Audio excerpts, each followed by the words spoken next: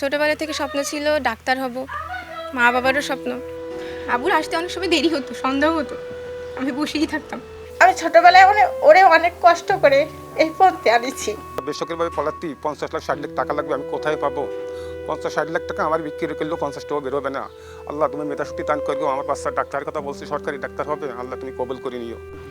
আমার নাম আরিফা আক্তার। আমি এবছর 23-24 শিক্ষাবর্ষে মেডিকেল ভর্তি পরীক্ষায় 1971তম হয়ে বরিশাল শেরেবাংলা মেডিকেল কলেজে পড়ার সুযোগ পাইছি।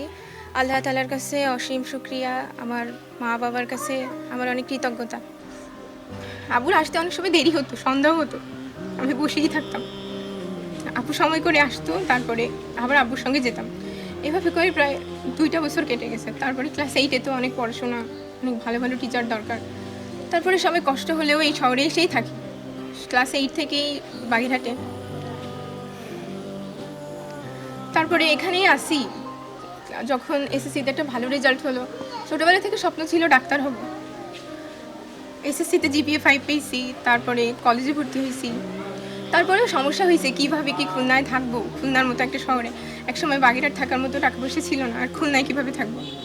তারপরে আব্বু আম্মু অনেক চেষ্টা করলো, আম্মুর কিছু গহনাগাটি ছিল সেগুলোকে বন্ধক দিছে, আব্বু কিছু লোন তুলছে। এখন সামনে তো ভর্তি, জানি না কি হবে, আল্লাহ তাআলা কী করে রাখছে কপালে আমার।